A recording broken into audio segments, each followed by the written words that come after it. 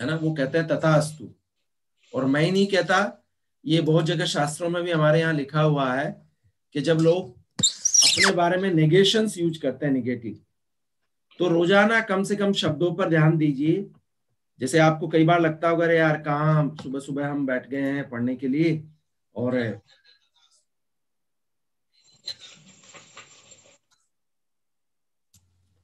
तो आपको ये बात ध्यान रखनी चाहिए कि which type of words you are using. Kindly switch on your videos first. एक बार वीडियो चालू करें सब लोग अपना, है ना, हमारी ये अपेक्षा रहती है, वीडियो चालू करें तो ठीक रहेगा। कैसे हो रहे हैं देव पेपर आपके, कितने रह गए? एक रह गया। हाँ, वो पेपर वाली स्थिति दिखने लग गई चेहरे पर आपके। हाँ हाँ, जब तक दबाव नहीं हो किसी चीज का तो मजा नहीं आता है ना, लेकिन उसको एंजॉय इट। तो शब्दों का बड़ा ध्यान रखने की जरूरत है, इस तरह के शब्द हम यूज कर रहे हैं, और इस पर बहुत सारी अलग अलग बुक्स ने अलग अलग लिखा है, हमारे शास्त्र भी लिखते हैं उसको, कि यदि आपने नकारात्मक शब्द अपने बारे में यूज किए हैं तो उसका नकारात्मक प्रभाव आएगा। तो ये किताब भी ये कहती है, I can't afford it, I can't get up, है ना। जैसे अब मैं एक अभ्यास कर रहा हूँ कि सुबह इस स्टडी सर्कल में नहा कर आता हूँ। आज थोड़ा देरी से उठा तो 2-3 एक्सरसाइज भी कर लेता हूँ। आप लोगों से सीखा, आप लोगों का कमिटमेंट है, आप तो मेरे से ज्यादा व्यस्त रहते हैं, लेकिन फिर भी आप समय पर आते हैं, है ना। तो ये बड़ी चीज है कि हम एक साथ मिल पाते हैं। तो आज जरा 2 दिन या एक दिन एक्सरसाइज करिए कि आप किस तरह के शब्द यूज करते हैं। जहाँ कहें कि सीआरपीसी बहुत कठिन है, उसकी जगह कहे सीआरपीसी को थोड़ा सा एक्स्ट्रा एफर्ट्स की जरूरत है। कठिन मत बताइए, कठिन जैसे बताते हो आपके मस्तिष्क में एक अलग पिक्चर बन जाती है ना। जुडिशियल ऑफिसर बनना कठिन है, ना ना, कठिन नहीं है। अतिरिक्त अभ्यास और अतिरिक्त कंसंट्रेशन चाहिए, है ना। पावर ऑफ सबकॉन्शियस माइंड में हम एक एक पॉइंट पे बातचीत करेंगे। ऐसे ही इंग्लिश बहुत कठिन भाषा, अरे कठिन कहाँ है, जब पुष्कर में रिक्शा चलाने वाला इंग्लिश बोल लेता तो हम क्यों नहीं बोल सकते? Because you couldn't get the environment, आपको माहौल नहीं मिला। ऐसी कहानी हुई है, किस दिन सुनाऊंगा, अगले बार जब हम शनिवार को अंग्रेजी की चर्चा करेंगे तो उस दिन मुझे याद दिला देना कि सर पुष्कर वाली कहानी सुनाओ आपकी। तो मैं तो प्रैक्टिकली देखता हूँ दुनिया में जो घटता है, उन्हें ऑब्जर्व करता हूँ, तो आप भी ऑब्जर्व करिए। तो आज का मेंटल डाइट का चैप्टर यही है कि not to use negative words about yourself and not to give negative suggestion to anyone, है ना। थोड़ा समय लग सकता है लेकिन परिणाम जरूर मिल जाते हैं उसके। अब गणेश को, राजकुमार जी को, दिग्विजय को, अनिरुद्ध को, रेखा को, वीर विक्रम यदि सीरियस हो जाएगा तो वो, ममता जी को, पारस जी को, जो भी उनका लक्ष्य है। Yes Umesh, I have taken 1 minutes more. So उनको कौन रोक सकता है? जैसे मैंने कल ममता जी को देखा, कितना बेहतरीन तरीके से उन्होंने बातचीत रखी सारी, और धीरे धीरे और परिष्कृत होंगे हम, है ना। जितना ज्यादा आपका इन्वॉल्वमेंट होगा, कोई आता है कि नहीं आता अपने को कोई मतलब नहीं, मुझे फायदा हो रहा है कि नहीं हो रहा, है ना। मेरा 6 बजे आने का क्या इंटरेस्ट है यहाँ, क्योंकि मैं अपने आप को और बेहतर बना रहा हूँ। जो डॉक्टर राजेश मेठी आज से साल भर पहले था और आज के राजेश मेठी में रात दिन का अंतर हो गया, है ना। लॉ को लेकर भी, चीजों को समझने को लेकर भी, और टेक्निकल साइड को लेकर भी। तो मैंने तो मेरे आप को अपग्रेड किया, अपडेट किया। 2020 मेरे लिए तो बड़ा लाभदायक रहा। मुझे अनिरुद्ध जैसा साथी मिला जो हर चीज पे रेडी रेफरेंस है। मुझे गणेश जैसा जुझारू आदमी मिला जो क्वेश्चनों को अलग तरीके से फ्रेम करता है। हो सकता है कि उसको एमपी में नहीं सफलता मिली, लेकिन उसकी सफलता तो निश्चित है। मुझे रेखा जैसी डिटरमाइंड साथी मिली जो अपने काम को बड़े परिष्कृत तरीके से करके लेके आती। मुझे दिग्विजय जैसा एक बिल्कुल सेंसिबल जो अपने काम को करके लाता है। तो ये हमारा सौभाग्य है कि हम बेहतर लोगों के साथ काम कर रहे हैं। पारस जी भी जब क्वेश्चन पूछते हैं तो बिल्कुल अलग तरीके से पूछते हैं। तो you people are committed people, और हमारे जीवन में कुछ बेहतर होना, इसीलिए हम जुड़ पाए एक दूसरे के साथ। हो सकता है कुछ लोग आ रहे हो, कुछ लोग जा रहे हो, उसकी चिंता मत करिए। फिल्ट्रेशन प्रोसेस होता है किसी भी संस्थान में, इस पूरे दुनिया में फिल्ट्रेशन प्रोसेस होता है कि कुछ लोग फिल्टर हो जाते हैं, और फिल्टर छाट के फिर परमेश्वर उनको आगे भेजता है। तो आप अपनी पीठ थपथपा सकते हैं कि we are the filtered people.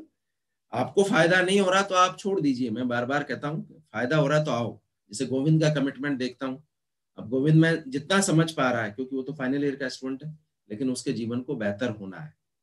तो निश्चित रूप से मित्रों, हम एक बेहतर दृष्टि की तरफ जा रहे हैं, तो अपने शब्दों पर 2 दिन तक 3 दिन तक ध्यान दीजिए। मैं रोजाना पूछूंगा कल कितने बार आपने नकारात्मक शब्द यूज किए, how much time you use the negative words, कितने समय, नेवर बी नेगेटिव, है ना। जिंदगी बेहतर होनी, और शब्दों का प्रभाव मैंने देखा है, काम करके देखा है, लोगों के साथ काम करके देखा है, जैसे जैसे उनके शब्दों पर उन्होंने ध्यान देना चालू किया तो हो गया। मैंने 3-4 मिनट एक्स्ट्रा ले लिए, मैं माफी चाहता हूँ।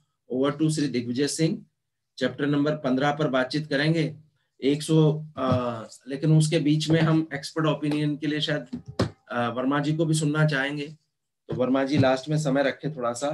और मैं जरा सा इंडेक्स पढ़ देता हूँ, क्योंकि कुछ लोग का था कि साहब इंडेक्स थोड़ा सा एक बार आप वाचन कर देंगे और उस पर कुछ क्वेश्चंस खड़े कर देंगे तो हमारे समझ में आ जाएगी।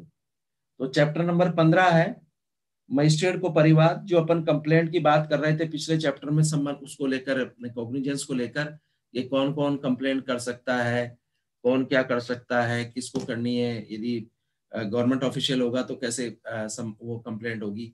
फिर कंप्लेंट में भी अपन ने शुरू में 3 तरीके से पढ़ा था उसको, 190 को, कि भाई एक तो मजिस्ट्रेट के पास पुलिस रिपोर्ट पे आता है, एक खुद की रिपोर्ट पे, और एक और कोई तीसरा और था 193 था। तो आज कंप्लेंट पढ़ने वाले हैं, मजिस्ट्रेट को की जाती है, सेक्शन 200 है एग्जामिनेशन ऑफ कंप्लेंट। तो पहला क्वेश्चन मैं इलस्ट्रेटर दिग्विजय सिंह जी के सामने रख देता हूँ, पढ़ते पढ़ते बता देंगे। तो भाई यहाँ कंप्लेंट की बात क्या 190 में आ गई या यहाँ आ गई, ये वो तो एग्जामिनेशन करेगा, कंप्लेंट देखेगा कि क्या है कि नहीं है, इसमें आधार बनता है कि नहीं बनता, ऐसा कुछ होगा, मैं ऐसा मानता हूँ। फिर procedure by magistrate not competent to take cognizance of the case, जैसे वो आपने कल किसी साथी ने हमारा रिवीजन करवाया था कि मेक ओवर करता है साहब। मेक ओवर में क्या करता है कि वो भेज देता है डीजे के पास, डायरेक्ट कोई कंप्लेंट या वो नहीं आती है, कॉग्निजेंस नहीं लेता है डायरेक्ट, या लेता है कि नहीं लेता, तो वो भी बातचीत आप रखिएगा इस दौरान। फिर तीसरा है पोस्टपोनमेंट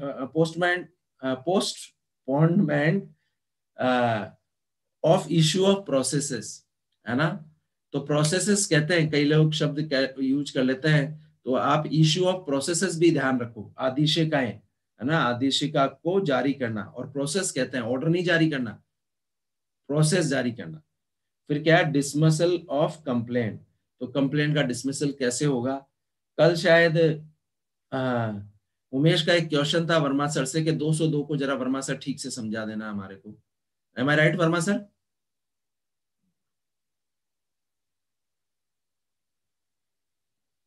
हाँ, तो दिग्विजय सर अपनी बातचीत रखेंगे, फिर वर्मा सर को भी हम सुनेंगे। आप लोगों के पास भी अपने अनुभव होंगे 202 को लेकर, तो उसको लेकर भी हम बातचीत करेंगे मित्रों। तो चलिए हम आगे चलते हैं और आगे बातचीत करते हैं। Over to Shri Digvijay Singh sir, there is a need to share your material. जी सर। जी sir, just I am doing that.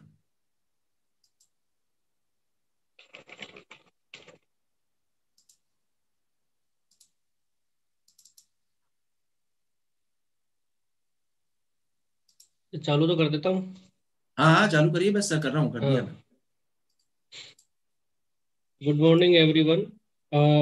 हमने इससे पहले चैप्टर नंबर 14 को देखा, जिसमें कॉग्निजेंस के बारे में बताया है कि प्रसंज्ञान मजिस्ट्रेट लेगा, उनमें अपेक्षित शर्तें कि कौन से मामलों में सीधा नहीं लेगा, परिवाद पेश होगा, कौन से मामलों में प्रोसिक्यूशन सैंक्शन अभियोजन स्वीकृति दी जाएगी, तब वो न्यायिक मस्तिष्क का प्रयोग करेगा। इस तरह की बातें हमने देखी। तो वहां देखने के बाद अब हम चैप्टर नंबर 15 पर आते हैं कि जब ऐसा परिवाद पेश हो जाता है, अकॉर्डिंग टू जैसे 190 हम जब परिवाद पेश करते हैं, परिवाद पेश करना शब्द तो कहीं लिखा नहीं है सीआरपीसी में कि परिवाद फला सेक्शन में पेश किया जाएगा, लेकिन जब परिवाद पेश किया जाता है तो सेक्शन 190 में न्यायालय को ध्यान आकर्षित करने के लिए कि वो न्यायिक मस्तिष्क का प्रयोग करे। तो अब वो न्यायिक मस्तिष्क का प्रयोग 3 तरीके से करता है, या तो फैक्ट ऑफ कंप्लेंट, कंप्लेंट के जो तथ्य हैं जो अपराध के बारे में एलिगेशन के लिए हैं उन पे करता है, या फिर पुलिस रिपोर्ट पर जब रिपोर्ट दर्ज हुई और 173 के अनुसार रिपोर्ट पेश होती है तो उस रिपोर्ट पर, या फिर वो स्व प्रेरणा से या किसी व्यक्ति के द्वारा दी गई इंफॉर्मेशन पे वो कॉग्निजेंस लेता है। तो यहाँ पर वो न्यायिक मस्तिष्क का प्रयोग इन प्रकार से ले रहा है। जब वो तो यहाँ जब परिवाद पेश हो जाता है तो परिवाद को पहले 2 लाइनों में समझ लेते हैं, जो हमने पहले भी पढ़ रखा है। हमने 2D के अंदर पढ़ा CRPC में सेक्शन 2 में कि परिवाद क्या है। परिवाद को कहा कि किसी अपराध के बारे में एक एलिगेशन है जो लिखित या मौखिक, ऑरली और राइटिंग टू द मजिस्ट्रेट। और किस लिए है ये? कि कोई कार्रवाई करने के लिए किस व्यक्ति ने किया है, चाहे वो ज्ञात हो या अज्ञात व्यक्ति हो। तो यहाँ पुलिस रिपोर्ट को नहीं माना है परिवाद, पुलिस रिपोर्ट से भिन्न है परिवाद, ये बात की है। लेकिन फिर एक्सप्लेनेशन ये भी कह देता है कि जब पुलिस इन्वेस्टिगेशन हुआ और मामला नॉन कॉग्निजेबल हुआ तो वो पुलिस रिपोर्ट परिवाद समझी जाएगी और पुलिस का जो अधिकारी आयु है वो परिवादी समझा जाएगा। तो ये बात इसमें की है कि वो मान लीजिए कि 323, 341 का मामला जिसे मुकदमा दर्ज हुआ, इन्वेस्टिगेशन में पता चला कि 323 ही है, तो नॉन कॉग्निजेबल ऑफेंस हो गया। तो यहाँ पर वो जो 173 में पेश की जाएगी वो एक एज ए पुलिस अधिकारी जो परिवादी होगा और पुलिस रिपोर्ट जो है वो परिवाद समझी जाएगी, इस तरह से ट्रीट होगा। अब बात है कि जहां परिवाद और FIR हमने पहले भी देख ली है, उनका डिफरेंस भी हमने शायद पहले देख रखा है, तो एक बार मैं इनको दोनों को कंपैरिजन कर देता हूं कि FIR और कंप्लेंट है क्या। तो FIR हमने देखी कि प्रथम सूचना रिपोर्ट है ये, जो सेक्शन 154 के तहत पेश की जाती है, जो किसके बारे में होगी? किसी भी अपराध की सूचना होगी ये, और जो कोई भी व्यक्ति दे सकता है। अपराध की सूचना कोई भी व्यक्ति दे सकता है। इधर जो कंप्लेंट है वो ये कहती है कि अपराध का एलिगेशन है, यहाँ वर्ड इस्तेमाल हुआ है अपराध का एलिगेशन, जो किसने लिखित में या मौखिक किया हो, और किसको किया हो? मजिस्ट्रेट को किया हो। यहाँ है पुलिस को किया है, FIR पुलिस को की गई है। प्रोविजंस की बात करें तो सेक्शन 154 में FIR के बारे में है और परिवाद के बारे में सेक्शन 2D में बताया गया है। और कॉग्निजेबल जो ऑफेंस है इनमें FIR दर्ज होती है, परिवाद किसी भी मामले में हो सकता है, संज्ञेय असंज्ञेय मामलों में। फिर बात आती है कि जो ये जो दर्ज होगी इसकी कोई प्रक्रिया है क्या FIR के बारे में? तो इसमें कहते हैं कि FIR जो बताया गया प्रक्रिया है कानून में उसके अनुसार होगी। और फिर इसमें परिवाद के लिए ऐसी कोई विहित प्रक्रिया नहीं दी गई है। फिर FIR दर्ज होने पर वापस ली जा सकती है या नहीं ली जा सकती है? तो यहाँ FIR वापस नहीं ली जा सकती। उसका नतीजा या तो मामला बनना पाया जाए पर्याप्त साक्ष्य है तो, या पर्याप्त साक्ष्य नहीं है तो मामले में FR। यहाँ परिवाद वापस लिया जा सकता है, सेक्शन 257 CRPC में ये बता रखा है कि परिवाद लिया जा सकता है, वापस लिया जा सकता है। तो इस तरह की बातें हैं। यहाँ प्रश्न उठता है कि परिवादी कंप्लेनेंट कौन होगा, कौन हो सकता है? तो अब बात आती है इसके बारे में, एक केस लो है Vishwamitra versus OP Poddar and others, AIR 1984 supreme court. Vishwamitra versus OP Poddar and others, AIR 1984 supreme court. इसमें कहा कि anyone can set the criminal procedure, criminal law in motion, मतलब कोई भी मामले को कोई भी व्यक्ति इनिशिएट कर सकता है। इसका मतलब हुआ कि परिवाद कोई भी व्यक्ति पेश कर सकता है जो तथ्य अपराध के बारे में हो, और यहाँ 190 के अनुसार मजिस्ट्रेट कॉग्निजेंस ले सकता है। अब कुछ ऐसे प्रोविजंस हैं जो रोकते भी हैं। तो ये बात कह रहा है कि unless any statutory provisions prescribed any special qualification और eligibility criteria for putting the criminal law in motion. यहाँ इसका उदाहरण ले सकते हैं, सेक्शन 195 CRPC हमने देखा, वहां कह रखा है कुछ मामलों में पब्लिक सर्वेंट है उसके द्वारा ही परिवाद किया जाएगा, या उसकी तो वहां देखें तो या न्यायालय द्वारा परिवाद किया जाता है। अब वो मामले कौन से हैं वो उसमें मेंशन किए गए हैं, सेक्शन 172 टू 188 आईपीसी के है, और इसी प्रकार से न्यायालय के अंदर कार्रवाइयों में कोई एविडेंस, फॉल्स एविडेंस दी है या कोई फॉर्जरी से संबंधित दस्तावेज, कूटरची दस्तावेज पेश किए गए, तो वो अलग अलग सेक्शंस दिए हुए हैं वहां पे। तो यहाँ न्यायालय परिवादी है या पब्लिक सर्वेंट परिवादी है, तो इस तरह की, तो वहां पर कंप्लेंट संबंधित लोक सेवक ही करेगा, और वहां परिवाद शब्द है तो कंप्लेंट ही होगी, एफआईआर दर्ज नहीं होगी। तो इस तरह के उनको छोड़ करके, उन प्रोविजंस को छोड़ करके जो है परिवाद कोई भी पेश कर सकता है। अब बात आती है जब चैप्टर नंबर 15 पर अब आते हैं कि जो है प्रोसीजर क्या होगा कंप्लेंट जब मजिस्ट्रेट के समक्ष पेश की जाती है। तो यहाँ चैप्टर नंबर 15 में सेक्शन 200, 202, 203 बातें की गई हैं। तो अब बात है सेक्शन 200 पर। 200 ये कह रहा है कि एग्जामिनेशन ऑफ कंप्लेनेंट, जब परिवाद पेश हुआ तो सबसे पहला न्यायालय का यही है इसमें, जब कंप्लेंट पे मामला आया तो यहाँ साक्ष्यों की परिवादी सबसे पहले तो परिवादी की परीक्षा करेगा ऑन ओथ। यहाँ यही बात है कि एग्जामिनेशन जब वो करेगा तो ऑन ओथ करेगा, मजिस्ट्रेट करेगा। यहाँ पर बात की है शैल एग्जामिन अपॉन ओथ, यहाँ करेगा।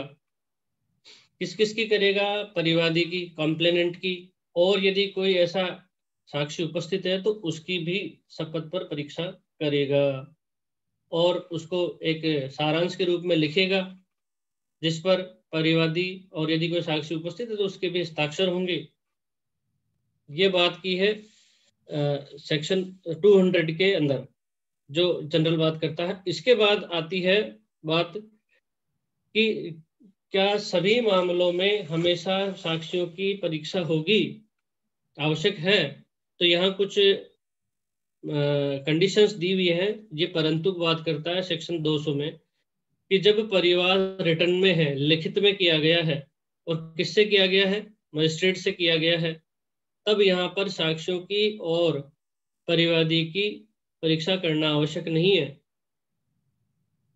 अब वो कंडीशन क्या है कि जब ऐसा कंप्लेनेंट कौन हो, लोक सेवक हो या न्यायालय द्वारा जब अपने पदीय कर्तव्य के निर्वहन में किया गया है, मतलब यहाँ परिवाद किसने किया है? पब्लिक सर्वेंट ने किया हो, या खुद परिवादी है और अपने ऑफिशियल ड्यूटी के अंदर किया है, तो यहाँ पर उन उसकी परिवादी के रूप में परीक्षा करना आवश्यक नहीं है। फिर बात आती है कि यदि मामला 192 के अंदर मैकोर किया है किसी अन्य मजिस्ट्रेट को। अब 192 में हमने देखा कि वहां पर आफ्टर कोग्निजेंस भेजा जाता है मामला, तो यहाँ पर 192 के अंदर 192 के अंदर मामला अन्य मजिस्ट्रेट को भेजा है तो आफ्टर कोग्निजेंस भेजा जाता है, वहां पर परीक्षा करना आवश्यक नहीं है। और मामला जब लोक सेवक परिवादी है या न्यायालय परिवादी है और पदवी कर्तव्य के निर्वहन में किया हो ऑफिशियल ड्यूटी के दौरान, तो आवश्यक नहीं है एग्जामिनेशन करना। फिर बात करता है ये इसका नेक्स्ट जो प्रोवाइडेड, ये कह रहा है कि जब मजिस्ट्रेट परिवादी साक्ष्यों की परीक्षा करने के लिए करने के बाद में अब 192 के दिन भेजता है, मतलब परिवादी और साक्ष्यों की एग्जामिनेशन की मजिस्ट्रेट ने और 192 के अंदर किसी अन्य मजिस्ट्रेट का हवाले कर दे तो परीक्षा आवश्यक है या आवश्यक नहीं है, ये प्रोवाइडेड यही बात करता है। फिर इसके बाद एक क्वेश्चन है जो मैं रखना चाहता हूं, वो क्वेश्चन ये है कि एक कंप्लेनेंट एक जो है वो कंपनी है वो कंपनी एक एफआईआर दर्ज करवाती है अंडर सेक्शन 408 420 420 में। किसके खिलाफ करवाती है?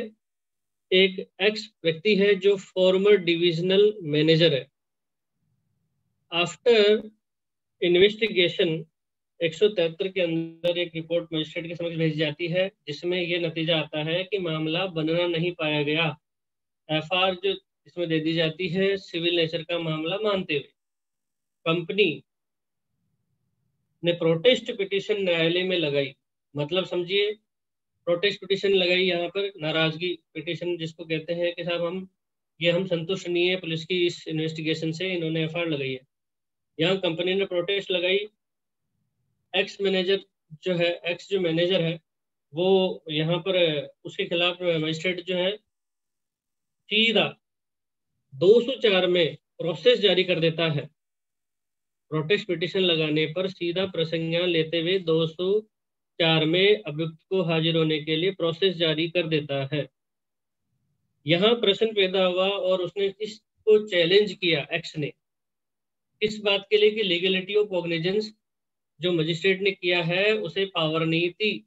इस बात की जो 200 के अंदर परीक्षा नहीं की उसने, परिवादी की और अन्य को विटनेस उनकी, और 202 की प्रोसीजर को भी फॉलो नहीं किया। 202 को हम देखेंगे तो वहां पे बात यही है कि जांच करेगा या इन्वेस्टिगेशन का आदेश देता, तो इस तरह की प्रक्रिया को फॉलो नहीं किया है। तो यहाँ पर इस बात को चैलेंज करके एक्स पहुंच जाता है ऊपरी न्यायालय पे, हाई कोर्ट में पहुंचता है। तो यहाँ ऐसा एग्जामिनेशन जो नहीं किया है और सीधा 204 के आदेशिका जारी कर दी है जब मामला पुलिस रिपोर्ट पर एफआईआर, तो यहाँ हमने तो कोर्ट में देखा है कि यहाँ मजिस्ट्रेट सीधा कॉग्निजेंस ले लेता है प्रोटेस्ट पिटिशन लगाने पर भी। पर यहाँ इसका आंसर ये है, जो नेक्स्ट केस लो है एक, सर स्क्रीन में दिखाई नहीं दे रहा है, केस लो ये कहता है India card private limited, India card private limited versus state of Karnataka, India card private limited versus state of Karnataka, AIR 1989 supreme court 885। इसमें यह कहा कि 173(2) की रिपोर्ट पर मजिस्ट्रेट 190(1)B में परिसंज्ञान ले सकता है। 173(2) कौन सी? इवन मामला एफआईआर में बनना पाया जाता, मतलब मामला बनना ही नहीं पाया गया, सफिशिएंट एविडेंस नहीं माने पुलिस ने, तब भी 173(2) में मजिस्ट्रेट कॉग्निजेंस सीधा ले सकता है। इस केस लो में ये बात की, सीधा कैसे लेगा, लेकिन वो ये तय करेगा कि यदि, सेकंड बात कह रहा है कि यदि मजिस्ट्रेट किसी साक्ष्य, जो भी साक्षी विटनेसेस पुलिस ने लिए हैं 161 में उनके कथन है, उनके आधार पर प्रसंज्ञान ले सकता है जब प्रथम दृष्टिया साक्ष्यों से प्रतीत हो। तो पहली बात क्या रही, 173(2) में रिपोर्ट जब मामला बनना नहीं पाया गया तब प्रोटेस्ट पिटीशन लगी, तब भी एफआईआर पर प्रसंज्ञान सीधा ले सकता है, परीक्षा नहीं करे। दूसरे में ये कह रहा है कि मजिस्ट्रेट किसी साक्षी के पुलिस में लिए गए कथनों के आधार पर भी प्रसंज्ञान ले सकता है जब प्रथम दृष्टया साक्ष्यों से प्रतीत हो, मतलब 161 कथनों से। फिर तीसरी बात आती है कि सेक्शन 191B 190A के अंदर जो ये बात कही है कि section 191B doesn't let down that a magistrate can take cognizance only if IO after investigation file chargesheet. इसका अर्थ ये हुआ कि 190(1)B के अंदर प्रसंज्ञान लिया जा सकता है मामला एफआईआर में हो तब भी। इसका अर्थ ये नहीं है कि चार्जशीट आएगी तो ही न्यायिक मस्तिष्क लगाएगा और प्रसंज्ञान लेगा, और वो 200 की परीक्षा जब एफआईआर पेश होती है तो 200 की परीक्षा आवश्यक नहीं है, सीधा ले सकता है, ये अर्थ हुआ। तो अब बात रही 200 में जो हमने देखा कि परीक्षा होगी, कब परीक्षा नहीं होगी।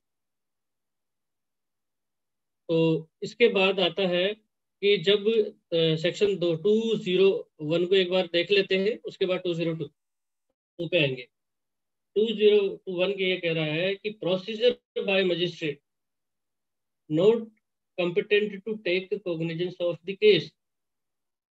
जब मजिस्ट्रेट सक्षम नहीं है अपराध के संज्ञान को करने के लिए, तो उसे क्या करना चाहिए। तो यहाँ दो बातें की है कि जब मामला परिवाद किया है, परिवाद मौखिक में नहीं है, मतलब राइटिंग में है, लिखित में किया गया है, तो समुचित प्रॉपर कोर्ट के पास पेश करने के लिए एंडोर्समेंट करके लिखित में लौटा देगा कि भाई फला ये मेरे क्षेत्राधिकार में नहीं है, फला प्रॉपर कोर्ट में जाइए, इस पर मैं कॉग्निजेंस नहीं ले सकता, मेरे क्षेत्राधिकार में नहीं है।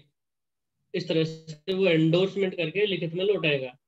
अब जब लिखित में नहीं है कंप्लेंट तो क्या करे, लिखित में जब कंप्लेंट नहीं की गई है, मौखिक की गई है, तो वो प्रॉपर कोर्ट में जाने के लिए उसे निर्देशित कर देगा। अब आते हैं हम 202 पर। हमने देखा 200 में शपथ पर परीक्षा की गई, 200 में शपथ पर परीक्षा की गई साक्षियों की और परिवादी की एग्जामिनेशन किया। परिवाद के साथ शपथ पत्र पेश किया जाता है। अब हर परिवाद के साथ एफिडेविट पेश किया जाता है। तो यहाँ पर परिवादी की और साक्ष्यों की परीक्षा की गई।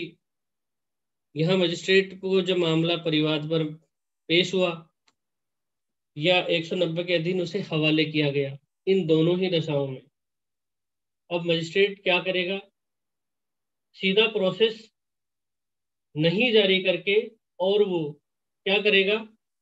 या तो वो जांच स्वयं कर लेगा या इन्वेस्टिगेशन के लिए किसी पुलिस अधिकारी को या किसी अन्य व्यक्ति को निर्देशित कर सकता है। जब मामला कंप्लेंट पर आया मजिस्ट्रेट को या 192 के अंदर उसको मेक ओवर किया है, मतलब परिसंज्ञान के बाद में किसी अन्य मजिस्ट्रेट को हवाले किया गया, तो ऐसी दशाओं में वो 204 की प्रोसेस मामला बनना पाया गया पर्याप्त साक्ष्य है, ये आदेशिका जारी नहीं करेगा। उससे पहले जांच करेगा या अन्वेषण का आदेश देगा। अन्वेषण का आदेश पुलिस को दे सकता है या किसी अन्य व्यक्ति को निर्देशित कर सकता है। अब यहाँ पर जब वो जांच करेगा तो यहाँ कुछ बातें आती है कि क्या सभी मामलों में वो इन्वेस्टिगेशन का आदेश दे देगा? तो यहाँ इस पर कुछ जो रोक है या कुछ कंडीशंस है, ये कहती है इसके खंड 1 में ही, ये इसका जो खंड 1 में प्रोवाइडेड है, ये कह रहा है कि इन्वेस्टिगेशन का जो ऑर्डर है वो सभी मामलों में नहीं दिया जाएगा। भाई 202 में जांच तो कर लेगा, जांच भी कर रहा है, जांच की या फिर किसी पुलिस अधिकारी को जब अन्वेषण का आदेश दिया जाएगा तो इन्वेस्टिगेशन में ये कुछ कंडीशन है कि जब मामला एक्सक्लूसिवली सेशन न्यायालय द्वारा विचारणीय है और ऐसे मामले में परिवाद पेश हुआ है तब। और दूसरी बात यह है कि जब कंप्लेनेंट और जो विटनेसेस हैं उनकी जब तक परीक्षा नहीं हो जाती है 200 के तहत, तब तक इन्वेस्टिगेशन का आदेश नहीं दिया जाएगा। मतलब क्या रहा? 200 की परीक्षा होना आवश्यक है परिवादी की या यदि कोई उपस्थित साक्षी है उनकी, तब इन्वेस्टिगेशन का आदेश देगा, उससे पहले तो देगा नहीं। या मामला सेशन न्यायालय द्वारा एक्सक्लूसिवली ट्रायल बाय है, तब यहाँ पर इन्वेस्टिगेशन का निर्देश नहीं देगा। फिर अब बात आती है इसमें कि उसी दौरान जब वो जांच कर रहा है 202 में, इसी में जब जांच करता है तो वो विटनेसेस की शपथ पर साक्ष्य ले सकता है।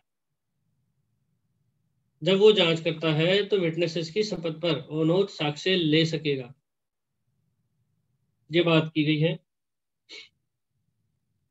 फिर बात आती है कि इसी में कि जब उपखंड 1 में है, इसमें एक प्रोवाइडेड और है कि जब मामला परिवाद पर संस्थित किया है, एक्सक्लूसिवली सेशन न्यायालय द्वारा विचारणीय है, तो परिवादी और जो विटनेसेस हैं उन्हें पेश करने के लिए और उन पर शपथ पर परीक्षा करेगा। ये बहुत इंपॉर्टेंट है। सेशन न्यायालय के मामलों को ध्यान से एक बार वापस मैं रिपीट कर देता हूँ कि जब मामला सेशन न्यायालय द्वारा विचारणीय है तो उसे क्या करना चाहिए? उसे ये प्रोवाइडेड वाला काम कर लेना चाहिए कि सभी साक्ष्यों की परिवादी की परीक्षा कर लेगा, परिवादी को कहेगा अपने साक्ष्य पेश करे और शपथ पर परीक्षा उनकी कर लेगा।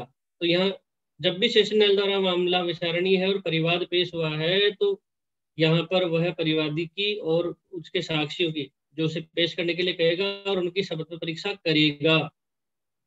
लेकिन क्या नहीं करेगा? इन्वेस्टिगेशन का निर्देश नहीं देगा। यहाँ रोका है। ये क्वेश्चन एग्जाम में आया भी है और इससे पूछा गया भी है।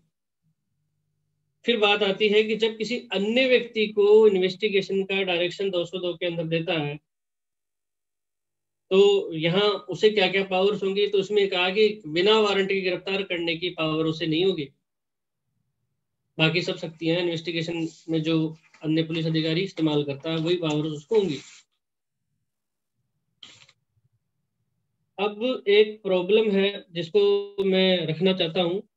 प्रॉब्लम ये है कि एक ऑफिसर है जो रेवेन्यू विभाग से संबंधित है, एक ऑफिसर है जो रेवेन्यू विभाग से संबंधित है, वो एक कंप्लेंट फाइल करता है एक्स व्यक्ति के खिलाफ, और उसमें वो एलिगेशन धारा एनडीपीएस एक्ट की धारा 21 में लगाते हुए कंप्लेंट पेश करता है, और उसमें 12 गवाहों की जो है लिस्ट पेश करता है, परिवाद पेश करता है 12 गवाहों की लिस्ट के साथ में, और मामला सेशन न्यायालय द्वारा विचारणीय है, ऐसी दशा है। कंप्लेंट उसने पेश की, मजिस्ट्रेट जांच करता है 202 की, एग्जामिनेशन उसका करता है कंप्लेनेंट का, और 3 विटनेस 200 की जांच भी कर ली उसने, 200 की परीक्षा भी कर ली, और 202 में उसने जांच भी की। तब वहां एग्जामिनेशन करने के बाद में वह 3 गवाहों की, परिवादी की और 3 गवाहों की ही जांच में बयान लेता है। मतलब जांच में शपथ पर बयान 3 गवाहों के ही लेता है वो। लिस्ट 12 की थी और 3 के लेता है। यहाँ इंक्वायरी हुई, इंक्वायरी के बाद में उसने मामला प्रसंज्ञान लेते हुए आदेशिका जारी की अकॉर्डिंग टू सेक्शन 204। मामला उसकी राय में मामला बनना पाया गया और उसने इशू करी, प्रोसेस इशू कर दी। तो यहाँ पर 204 के अंदर तो इसको चैलेंज किया गया, किसके द्वारा चैलेंज किया गया? एक्स व्यक्ति के द्वारा जिसके खिलाफ परिवाद पेश हुआ, उसने चैलेंज किया, और ये जो लीगलिटी है इशू प्रोसेस आदेशिका जारी कर दी है कि साहब मेरे खिलाफ गलत जारी की गई है। और उसने ये चैलेंज किया कि 202 में सभी विटनेसेस है उनकी परीक्षा होनी चाहिए थी, सभी की जो जांच में उनके शपथ पे वो बयान आने चाहिए थे, वो नहीं आए। मामला सेशन न्यायालय द्वारा विचारणीय है, क्योंकि हमने देखा अभी पहले कि सेशन न्यायालय द्वारा विचारणीय मामला है, तो वहां पर प्रोवाइडेड कह रहा है 202 का कि प्रोवाइडेड खंड 2 का कह रहा है कि जब मामला सेशन न्यायालय द्वारा विचारणीय है तो परिवादी सब साक्ष्यों को पेश करेगा और उसकी शपथ परीक्षा करेगा। ये वर्ड सुना, ये हमने पढ़ा। लेकिन यहाँ ये बात चैलेंज हुई, अब क्या होगा? सेशन न्यायालय द्वारा विचारणीय है मामला, प्रोसेस ऑर्डर जो है वो वॉइड है क्या? तो यहाँ इस क्वेश्चन को तय किया गया। एक केस लो है Abdul Hamid versus state of state 1989 CRLJ 468। Abdul Hamid versus state 1989 CRLJ 6468। इसमें कहा कि लोक सेवक ने जब अपनी ऑफिशियल ड्यूटी में कंप्लेंट फाइल की है तो इंक्वायरी आवश्यक नहीं है। अब यहाँ रेवेन्यू ऑफिसर जो है वो पब्लिक सर्वेंट है। पब्लिक सर्वेंट के लिए हमने ये भी देखा है पहले कि वो परिवाद पर जब वो परिवाद करेगा तो उसकी परीक्षा करना भी आवश्यक नहीं है। तो यहाँ ये बात कह रहा है कि इंक्वायरी भी आवश्यक नहीं है। ऑफिशियल ड्यूटी में कंप्लेंट फाइल की है तो इंक्वायरी भी आवश्यक नहीं, उसका ये कहना है कॉग्निजेंस ले सकता है। फिर बात आती है कि इंक्वायरी उसकी विवेकाधिकार शक्ति है। इंक्वायरी जो है वो डिस्क्रिशनरी जुरिडिक्शन है मजिस्ट्रेट की। फिर एक बिंदु और उसने तय हुआ कि जांच जब भी करता है तो मजिस्ट्रेट को विवेकाधिकार शक्ति है कि वो साक्ष्यों की परीक्षा करे या ना करे। यदि मजिस्ट्रेट ठीक समझे तो सभी की शपथ पर परीक्षा कर सकता है, और ये बात इसमें कही। फिर लास्ट जो बात आती है कि यदि जो लिस्ट जो अभी चैलेंज हुआ के साथ सभी जो लिस्टेड 12 गवाहों की सूची पेश करी, उनकी परीक्षा पूरी नहीं हुई, 3 की करके रह गया मजिस्ट्रेट, और कॉग्निजेंस ले लिया लेके, और 3 की परीक्षा करके और उसने प्रोसेस इशू कर दी थी। तो यहाँ ये कह दिया लास्ट में चौथे पॉइंट में कि यदि पूर्ण कंप्लायंस नहीं भी हुई है, जैसे ही पूरे गवाहों की परीक्षा नहीं भी हुई है, तो अभियुक्त को क्या प्रेजुडिस हुआ, क्या उसे कुछ ऐसा नुकसान हुआ क्या, या वो डिफेंड नहीं कर पाया, कैपेबल नहीं रहा, ऐसा कुछ हुआ क्या? तो यहाँ है कि ऐसा यदि नहीं हुआ है, मतलब वो अपने आप को डिफेंड कर पाएगा, उसको मौके हैं। तो ऐसी स्थिति में या कोई बाइसनेस के साथ नहीं हुआ है ऐसा ऑर्डर, तो फिर यहाँ पर जो है कोई फर्क नहीं पड़ेगा। यहाँ पर लिया गया जो प्रोसेस जारी हुई वो वैलिड मानी है। इस केस लॉ के अनुसार यहाँ पर प्रोसेस जो जारी हुई है वो वैलिड है।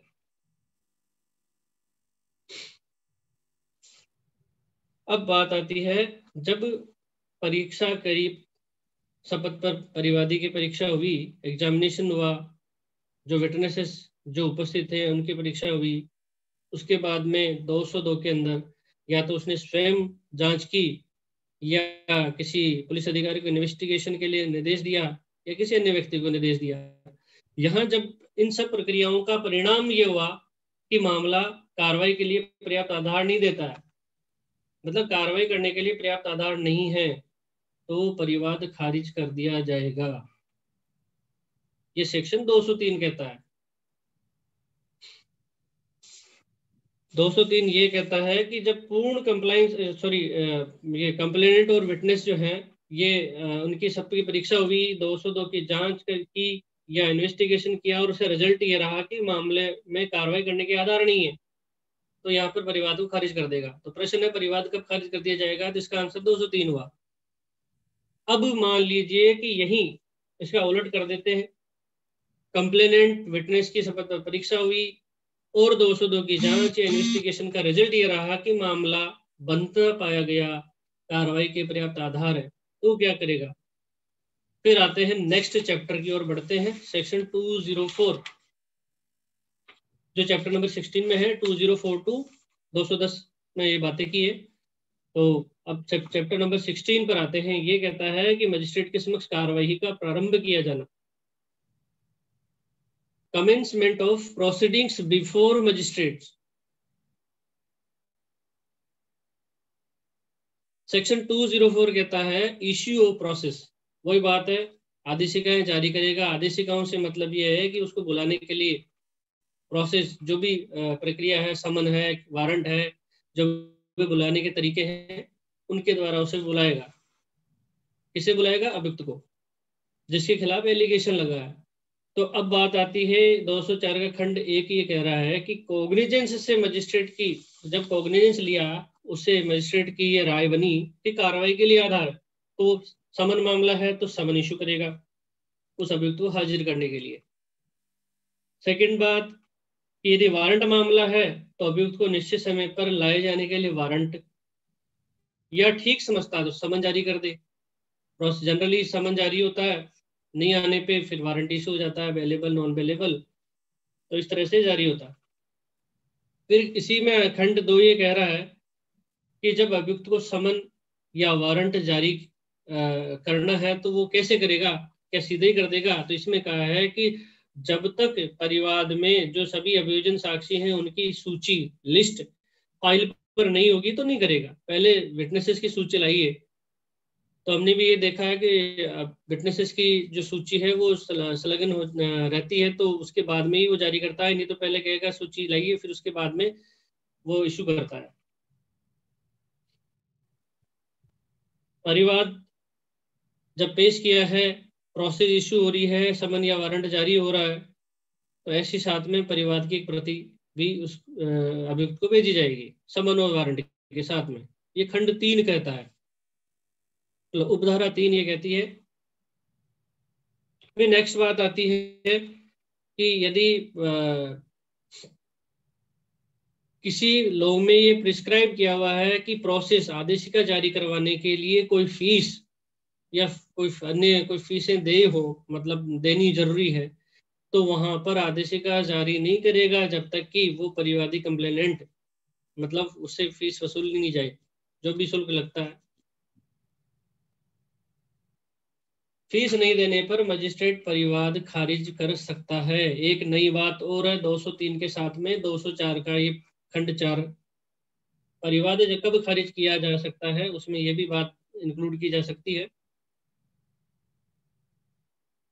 इसके बाद और भी अन्य स्थान आते हैं, और भी आएगा, आगे पढ़ेंगे हम कि परिवाद और भी कौन सी दशाएं जब खारिज हो जाता है।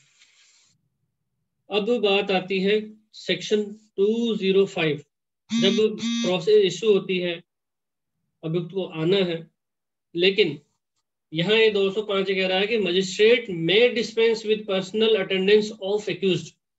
अभियुक्त और उसको व्यक्तिगत हाजिरी से अभिमुक्ति की बात करता है यहाँ पर, कि अभियुक्त नहीं भी आए तो भी काम चल जाएगा, हाजिरी माफी लगती है, अमूमन सभी लगाते हैं अधिवक्ता, तो हाजिरी माफी लगती है, अभियुक्त हर बार नहीं आ पाता है किसी कारण से। तो यहाँ ये बात कर रहा है कि मजिस्ट्रेट को ऐसे कारण दिखाई दे, प्रतीत हो, तो अभियुक्त को व्यक्तिगत हाजिरी से अभिमुक्त कर सकता है, पर्सनल अपीयरेंस से अभिमुक्त कर सकता है, और उसकी उपस्थिति प्लीडर द्वारा अनुज्ञात कर सकता है।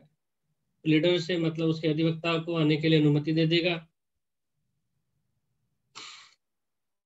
फिर बात आती है इसी के खंड 2 में कि मजिस्ट्रेट अपने विवेकानुसार अभियुक्त को किसी भी प्रक्रम पर यदि वो नहीं आ रहा है, बार बार उसको बुलाया, वो कंटिन्यू नहीं आता है, तो चाहे तो पर्सनल अपीयरेंस के लिए भी विवश कर सकता है। नहीं आए तो फिर वो प्रक्रियाएं हैं, अलग अलग हैं, जमानत जब्त करना और भी कार्रवाइयां कर सकता है, वो अरेस्ट वारंट जारी करेगा, सब करेगा, उसके बाद नहीं आए, ये सब प्रक्रियाएं हैं कि वो उसको विवश कर सकता है बुलाने के लिए।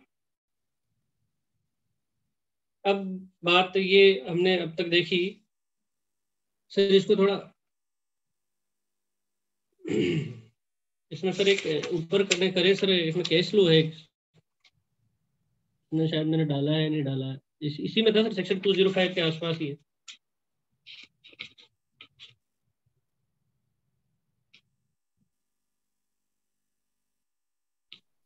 नहीं दिखाई दे रहा सर। तो सर चलिए सर, ठीक है सर, मैं ठीक है सर, 206 पे आते हैं हम, कि व्हाट आर द पेटी ऑफेंस। मतलब एक प्रश्न है कि छोटे अपराध क्या होते हैं और छोटे अपराधों में क्या प्रक्रिया हो सकती है। तो यहाँ सेक्शन 206 बात कर रहा है छोटे अपराधों के मामले में क्या क्या हो सकता है। तो यहाँ छोटे अपराध में विशेष समन की बात की गई है, कैसे करेगा ये बात कर रहा है कि जब छोटे अपराध वो हों जो, पहले तो ये पेटी ऑफेंस के बारे में ही जान लेते हैं कि छोटे अपराधों के बारे में प्रश्न आता है, छोटे अपराध क्या होते हैं, पेटी ऑफेंस क्या है। तो इसका जो 206 का खंड 2 है वो बात कर रहा है कि छोटे अपराध क्या है। छोटे अपराध वे अपराध हैं जो केवल 1,000 रुपए तक जुर्माने से दंडनीय है। मतलब 1,000 रुपए से अनधिक, शब्द है यहाँ पर अनधिक। तो ऐसे अपराध विपरीत हैं जो 1,000 रुपए से अनधिक जुर्माने से दंडनीय हैं। और इसमें क्या शामिल नहीं है, इसके अंतर्गत ऐसा अपराध शामिल नहीं है जो मोटर व्हीकल, अब तो इसका मतलब नहीं है, मोटर व्हीकल अधिनियम 1939 के अधीन या किसी अन्य लॉ में प्ली गिल्टी करता है, दोषियों ने का विवाह करे, तो ये उन मामलों में जो अनुपस्थिति पर भी प्ली गिल्टी करता है तो वो शामिल नहीं है। 1,000 रुपए से अनधिक जुर्माने से दंडनीय अपराध होंगे, वो पेटी ऑफेंस माने हैं। किंतु मोटर व्हीकल 1939 के या कोई अन्य लॉ है, ये बताता है कि उसके एब्सेंट पर भी वो दोषी ने विवाह करने का प्रोविजन करती है, मतलब उसके एब्सेंट पर भी, तो वो मामले इसमें नहीं है। एमवी एक्ट में प्रेजेंट स्थिति ये है कि फाइन काफी अधिक है, 1,000 रुपए से अधिक कई मामले हैं उसमें, तो इसलिए अब ये वो बात इसमें एमवी एक्ट को पेटी ऑफेंस के रूप में देखा नहीं जाता है, उसको वैसे माना भी नहीं है इसमें। फिर सेक्शन 206 में अगेन खंड 1 कह रहा है, क्या कह रहा है ये, कि छोटे अपराध जो हैं जिनमें वो कॉग्निजेंस लेता है, ऐसे पेटी ऑफेंस जो 1,000 रुपए से अधिक जुर्माने से दंडनीय है, ऐसे मामले में जिनमें वो संक्षिप्त विचारण कर सकता है। अब संक्षिप्त विचारण की प्रक्रिया और जो प्रोविजन है वो 260 में और 261 में बताए गए हैं। उनके अनुसार वो जो है यदि कार्रवाई कर सकता है तो यहाँ पर अभियुक्त को स्पेसिफाइड समय और स्थान पर उपस्थित होने के लिए समन जारी करेगा, और या तो वो स्वयं द्वारा या प्लीडर के द्वारा हाजिर हो सकता है, और उस पर जब वो प्ली गिल्टी मतलब प्ली गिल्टी नहीं करना चाहता है तो यहाँ पर वो नहीं करना चाहता है या प्ली गिल्टी करना चाहता है, और यदि वो नहीं आ पाता है तो यहाँ पर वो अपने जुर्माने की जो राशि है डाक द्वारा या प्लेटर के मार्फत भेज सकता है, दे सकता है। अमूमन तो खुद उपस्थित होता है, प्ली गिल्टी कर लेता है, यही है प्रोसीजर कि खुद आएगा, दोषी का विवेचन करता है छोटे अपराधों में, तो वहां पर उसको जुर्माना जो अधिरोपित किया जाएगा वो न्यायालय ले लेगा और जो भी है उसको प्रक्रिया के अनुसार निस्तारित कर देगा।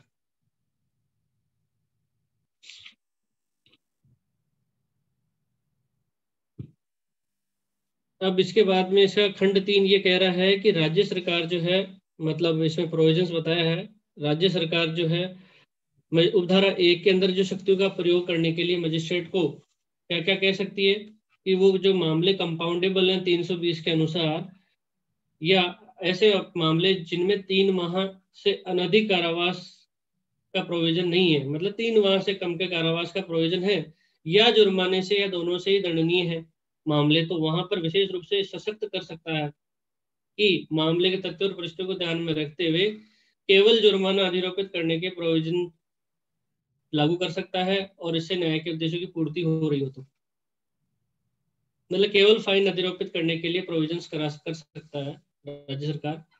अभियुक्त मजिस्ट्रेट को इस प्रकार अभियुक्त के लिए जो है इस प्रकार के फाइन अधिरोपित करने के लिए सशक्त कर सकती है। अब यह है कि जब मामला न्यायालय में आया तो चार्जशीट के माध्यम से आया, तो क्या होगा जब पुलिस में मामला दर्ज हुआ, पुलिस रिपोर्ट आई, पुलिस रिपोर्ट 173(2) के अनुसार न्यायालय में पेश हुई, तो जब पेश हो जाती है तो अभियुक्त को ये अधिकार है कि 207 के अनुसार उसे सभी दस्तावेजों की प्रतिलिपि निशुल्क उपलब्ध कराई जाए।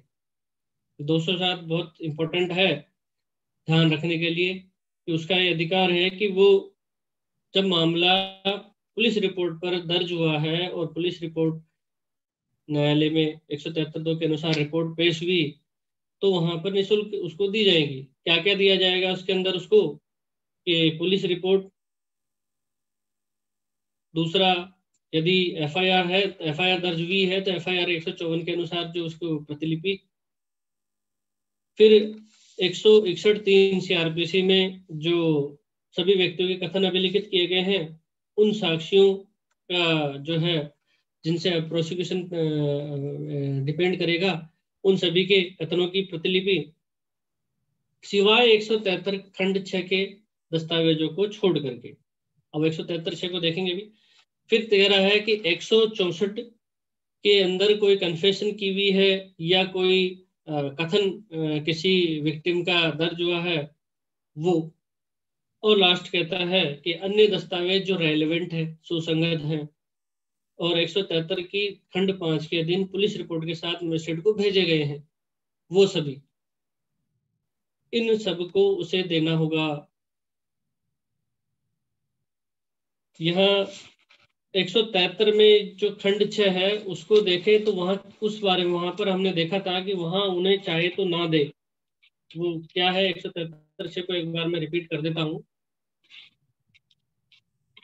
173 का खंड जो 6 ये कहता है कि पुलिस अधिकारी की राय है कि ऐसे किसी कथन का कोई भाग कार्रवाई की विषय वस्तु से रेलेवेंट नहीं है, कोई ऐसा डॉक्यूमेंट है जो कार्रवाई से रेलेवेंट नहीं है, या अभियुक्त को प्रकट करना न्यायहित में आवश्यक नहीं है, तो ऐसी स्थिति में कथन की उस बात को उपदर्शित करेगा, मतलब उसको ये लिख बताते हुए अभियुक्त को दी जाने वाली प्रतिलिपि में उस बात को निकाल देगा। तो ये यहाँ पर बताया है उसको छोड़ करके। फिर इसमें कह दिया कि यदि कोई ऐसा डॉक्यूमेंट है जो न्यायालय में नहीं लाया जा सकता है, डॉक्यूमेंट बहुत बड़ा है, विस्तृत है, व्यापक है, क्या ट्रक डॉक्यूमेंट हो सकता है, क्या मंदिर डॉक्यूमेंट हो सकता है, तो इस तरह की कोई दस्तावेज है जो खंड 3 इसमें कह रहा है कि खंड 3 का 207 में तीसरा क्या कह रहा है कि 161 मजिस्ट्रेट खंड 3 के अनुसार किसी कथन के किसी भाग का परिशीलन करने और निवेदन करने के लिए पुलिस अधिकारी द्वारा दिए गए कारणों का विचार करने के बाद उसकी कथन के भाग को या उसे किसी प्रभाग को अभियुक्त को दे दे। ये तो ये बात कर रहा, मैं अगले की बात करना चाह रहा था कि जहां पर कोई ऐसा दस्तावेज है जो खंड 5 में बताया कि खंड 5 क्या कह रहा है कि 173(5) के अनुसार पुलिस रिपोर्ट के साथ भेजेगा, यहाँ भी नहीं है। खंड 5 ये कह रहा है कि वो दस्तावेज जो है प्रोवाइडेड कह रहा है कि प्रतिलिपि देने के बाद में प्रतिलिपि तो दे दी उसको, लेकिन ऐसा है जो बड़ा भारी है, उसे लाया नहीं जा सकता है। अब वो क्या क्या हो सकता है? कोई भी उदाहरण देख लीजिए कि आबकारी मामलों में अमूमन देखा है कि ट्रक भर की शराब पकड़ी गई है, तो क्या उसको न्यायालय में लाएंगे? मालखाने में जमा ही नहीं कर सकते उसको, न्यायालय के पास तो जगह ही नहीं होती, तो पुलिस के थाने के मालखाने में पड़ा रहता है। तो ऐसे मामलों में उसको लाया जाना, उसको जो है उसको हो सकता है उसे कॉपी भी नहीं दी जा सके, इस तरह का भी हो स्थिति। तो यहाँ पर वो उसका इंस्पेक्शन कर सकता है केवल कि भाई इस तरह की सीजर हुआ है। अब न्यायालय में नहीं ला सकते तो वहां पर इसका पंचनामा तैयार करवाया जा सकता है, पंचनामा न्यायालय में आएगा और वो एग्जीक्यूट हो सकता है। तो इसका एक उदाहरण मैं दे सकता हूँ कि मेरे सामने एक स्थिति आई थी जिसमें पूरा एक ट्रक भरा हुआ शराब से पकड़ा गया था, और वो शराब 10 साल पुरानी है, 15 साल पुरानी है, और उसके कार्टन वगैरह भी डैमेज हो गए, तो उसको लाया नहीं जा सकता। कोर्ट ऐसी स्थिति में है, कोर्ट ऐसे स्थान पर है कि वहां पे ट्रक को लाया ही नहीं जा सकता। माल, कोर्ट कहता है माल लेकर आइए, अभियुक्त अधिवक्ता ने आपत्ति की है। तो ऐसी स्थिति में हमने कोशिश की कि पंचनामा डिस्ट्रॉय करके पंचनामे के आदेश करवाएं। वहां भी न्यायालय ने ये आदेश कर दिया कि साहब इसे नीलाम करवाया जाए। पता चला कि शराब तो दूसरे स्टेट की थी, आबकारी अधिनियमों के अनुसार उसे नीलाम भी नहीं करवाया जा सकता था। आबकारी विभाग ने कहा हम तो नीलाम नहीं कर सकते। अगेन बात वही अटक गई, माल लेकर आओ। जब माल लेकर आओ ऐसी स्थिति पैदा हुई, तब हमने ये वैकल्पिक व्यवस्था के लिए एक एप्लीकेशन मूव की। वो एप्लीकेशन मूव की कि सेकेंडरी एविडेंस के तौर पर पंचनामा हम पेश कर सकते हैं, हमें इस बात का इजाजत है। जब कोई थिंग्स विशाल काय है, भारी भरकम है, और लाने से वो नष्ट हो सकती है, बीच रास्ते में टूट फूट हो सकती है, और न्यायालय खुद परिसर में नहीं आ सकती वो, क्योंकि न्यायालय परिसर ऐसी जगह पर है, मैंने तो हवाला दिया वहां पर, जो पंचायत के अंदर था, वहाँ ट्रक 200 मीटर दूरी पे खड़ा रहेगा, वहां से उठा उठा के लाएंगे तो कितनी लेबर लगेगी, इस तरह के तथ्य पेश करके। और वहां पर एविडेंस, पर्टिकुलर एविडेंस का सेक्शन शायद 163 जो भी है, उसमें प्रोविजंस दिया हुआ है कि वो सेकेंडरी एविडेंस के तौर पे पंचनामे को पेश कर सकते हैं। तो हमने सेकेंडरी एविडेंस के तौर पे उस पंचनामे को तैयार करवा करके पेश किया, और वो कोर्ट ने उसको रिकॉर्ड पे लिया और वो विटनेस सूची उनकी पेश करी, और वो माल आया नहीं। सेक्शन 208 अब आते हैं नेक्स्ट पे, कि सेशन न्यायालय द्वारा जब मामले विचारणीय हो, तभी अगेन वही बात है 207 जैसे ही है कि अभियुक्त को कथनों और दस्तावेजों की प्रतिलिपि का देना, जब मामला सेशन न्यायालय द्वारा विचारणीय है। तो पुलिस रिपोर्ट से भिन्न आधार पर संस्थित मामलों में, पुलिस रिपोर्ट से भिन्न से मतलब यहाँ वही परिवाद वाले मामले हैं, जहां पर धारा 204 में आदेशिका जारी करने वाला मजिस्ट्रेट ठीक समझता है, आदेश को ये प्रतीत हो कि अपराध एक्सक्लूसिवली सेशन न्यायालय द्वारा विचारणीय है, तो ये क्या करेगा?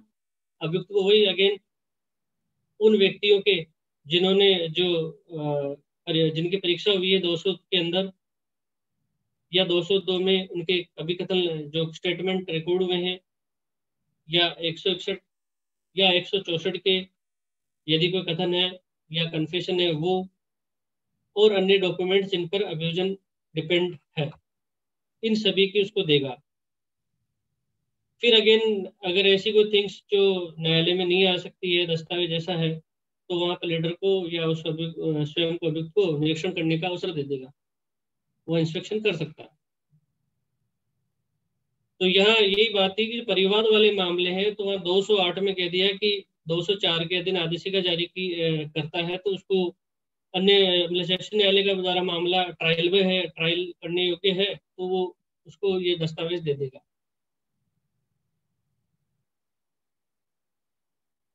ये बात 209 इंपॉर्टेंट है, मामला कमिटमेंट का है। ये कमिट जहां पर मामले होते हैं, commitment of case to court of session when offence is trial by exclusively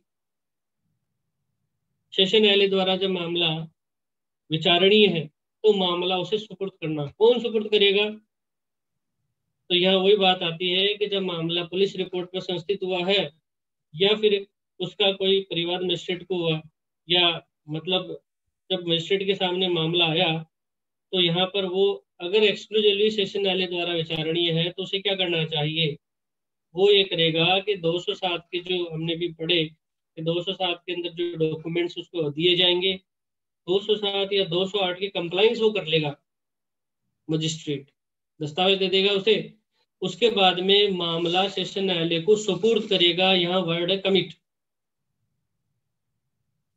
और यदि मामले में जो जमानत के प्रोविजन है वैल्यूबल है तो बेल वाला प्रोविजन बेल ले लेगा, और अन्य प्रक्रिया है तो वो अभियोग सम भेज देगा यदि नॉन वेलेबल है और बेल लेना उचित नहीं समझता। इस तरह से वो प्रोविजन का इस्तेमाल करेगा। फिर इसमें कह दिया कि जमानत के संबंधित जो इस संहिता के दिन जो प्रोविजन है उन विचारण के दौरान और समाप्त होने तक अभियुक्त को अभिरक्षा में रखने की भी बात कर सकता है।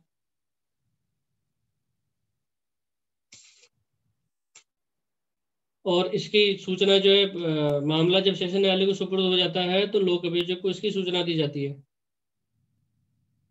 सेक्शन लास्ट है सेक्शन 210। वो सेक्शन 210 ये कह रहा है कि जब मामला परिवाद वाला मामला है उसमें अनुसरण करने वाली प्रक्रिया और उस अपराध के बारे में पुलिस अधिकारी द्वारा अन्वेषण, ये टाइटल ये कह रहा है। तो यहाँ जब मामला पुलिस रिपोर्ट पर नहीं हुआ है, यहाँ कंप्लेंट पेश हुई है, परिवाद पेश हुआ है मजिस्ट्रेट के सामने, और वो जांच या विचारण के दौरान उसको ये प्रकट हुआ, उसे ये पता चला कि अपराध के बारे में जिसके बारे में वह जांच या विचारण कर रहा है पुलिस अधिकारी भी उस पर अन्वेषण कर रहा है, सेम मामले पर पुलिस अधिकारी भी अन्वेषण कर रहा है, तो यहाँ पर मामले की रिपोर्ट मांगेगा पुलिस अधिकारी से और अपने द्वारा जांच विचारण को वो रोक देगा।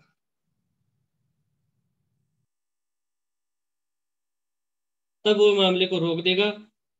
फिर क्या होगा, तो यहाँ ये बात आगे नेक्स्ट कह रहा है खंड 2 कि जब अन्वेषण करने वाला इन्वेस्टिगेशन करने वाला जो पुलिस अधिकारी है वो 173 के अधीन अपनी रिपोर्ट उसको रिपोर्ट दी जाती है मजिस्ट्रेट को, और ऐसी रिपोर्ट में मजिस्ट्रेट ऐसे व्यक्ति के विरुद्ध अपराध का संज्ञान करता है तो परिवाद वाला मामले में अभियुक्त है, जहां परिवाद भी पैरेलल पेश हुआ है और परिवाद के साथ में पैरेलल उसमें कोई मुकदमा थाने पे दर्ज है और वहां भी इन्वेस्टिगेशन हो रहा है, तो ऐसे संबंध में जो है परिवाद पर जब पुलिस रिपोर्ट पर जब मामला कोर्ट में आया तो मजिस्ट्रेट उस दौरान उस परिवाद पर कार्रवाइयों को रोक देगा और परिवाद वाले मामले को पुलिस रिपोर्ट से पैदा हुए मामले के साथ जांच विचारण कर लेगा, मतलब उसके साथ में उसको टैग कर लेगा परिवाद वाले मामले को, और दोनों को पुलिस रिपोर्ट पर संस्थित मामले की तरह ट्रायल करेगा।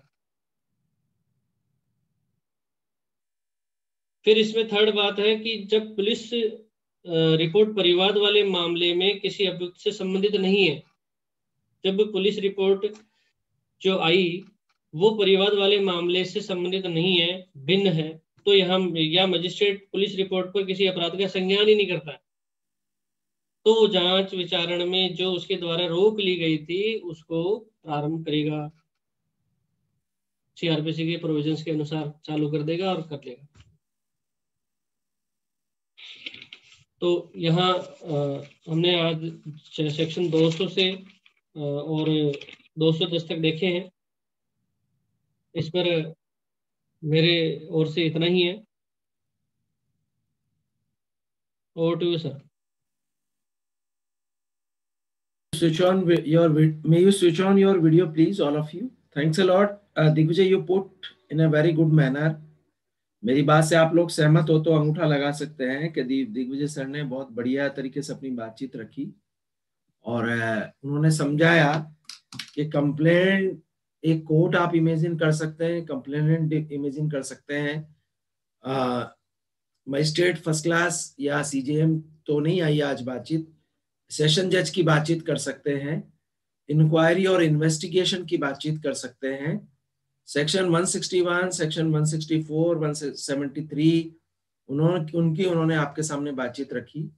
यानी एक पूरा ओरा बना सकते हैं कि कंप्लेंट जब आती है तो कोर्ट में किस तरीके से पूरा मैकेनिज्म डेवलप होता है ना। आप ये डेवलप करें अपने माइंडसेट में कि मान लीजिए आप जुडिशियल मजिस्ट्रेट हैं और आपके सामने कंप्लेंट आई तो आप पुलिस ऑफिसर को किस तरीके से इंस्ट्रक्ट करेंगे या इंक्वायरी देंगे, तो इंक्वायरी किसको दे सकते हैं कि चलो आज डॉक्टर मेठी सर को बुला लेते हैं, उनसे इंक्वायरी करवा सकते हैं, है ना, किसी प्राइवेट व्यक्ति को भी दे सकते हैं ना।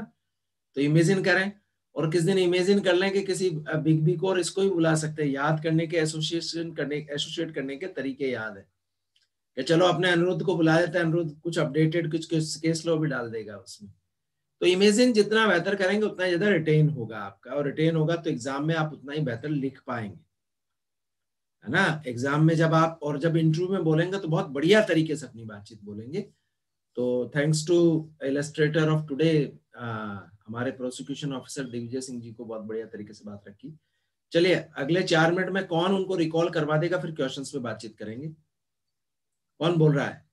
जो उन्होंने बताया आज हमें समझाया, उसको जरा अपने शब्दों में, not according to the act, आप क्या समझ पाए। जैसा अब एक कंप्लेंट आई है ना, वो कॉग्निजेंस और नॉन कॉग्निजेंस दोनों की हो सकती है, क्योंकि पुलिस वाले के और कंप्लेनेंट के बीच में थोड़ा सा टसल हो गई, ईगो की लड़ाई हो गई, तो पुलिस वाले ने मना कर दिया कि भैया जा जा जाना जा, मैं तो नहीं करूंगा। हो जाता है कई बार ऐसा ही, कई बार बॉडी लैंग्वेज पसंद नहीं आती कुछ लोगों की, हमें इंटरव्यू में भी ये चीज ध्यान देने की जरूरत है। हाँ sir, what is the difference between 156.3, 173 and 1202? एक क्वेश्चन आ गया है अनुरुद्ध से, 156.3 कोई पढ़ के बताओ जरा, जल्दी से उसको रीड ओवर कर दो। कौन पढ़ेगा 156.3? हेलो। हाँ बोलो उमेश। सर एग्जैक्टली मेरा भी लगभग लगभग ऐसा ही प्रश्न था, तो मेरा थोड़ा आग्रह है वर्मा सर से, इसलिए मैं चाह रहा था कि एक बार ये समझाएं, जिसमें 2-4 प्रश्न मेरे भी हैं। बोलो पहले तो ये प्रश्न आंसर बोलो। समझाए 156.3, पढ़ने पर तो समझ में आता नहीं, प्रैक्टिकली एस्पेक्ट में समझाए।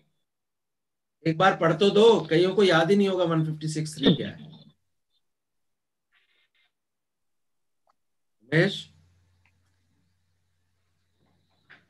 उमेश। एक्स। हाँ पढ़िए राजकुमार जी जल्दी से 156.3। सर उसमें है कि 190 के तहत कोई मजिस्ट्रेट के समक्ष कोई परिवाद प्रस्तुत होता है, उसको अन्वेषण में देने की, इन्वेस्टिगेशन के लिए ऑर्डर करने की उसमें शक्ति है।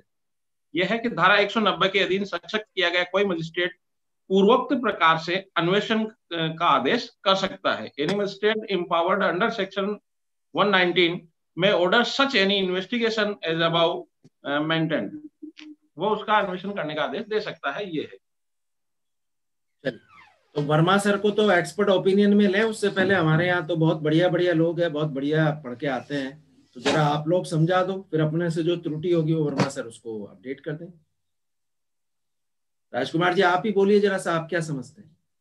जी, कभी जो कोर्ट में है, न्यायालय में है, 190 के तहत जो कोई परिवाद लाया जाता है तो उनको 2 तरह से ट्रीट किया जाता है। या तो उसको उस 190 सब क्लॉज 2 के तहत जो है वो इन्वेस्टिगेशन के लिए भेज दिया जाएगा, या फिर वही जो है उसको जांच के लिए वो रखा जाएगा। अब इसमें सब 3 चीजें थी कि वो जो इन्वेस्टिगेशन थी वो 3 प्रकार से शायद अपने पढ़ी थी। अगर 202 में 202 में है सब क्लॉज, जो सर ने बताया बहुत अच्छा, या तो स्वयं जांच करेगा। सेकेंड सब क्लॉज है पुलिस अधिकारी से अन्वेषण के लिए, वहां ये काम आएगा 156.3 का सब क्लॉज, या उसे दे देगा।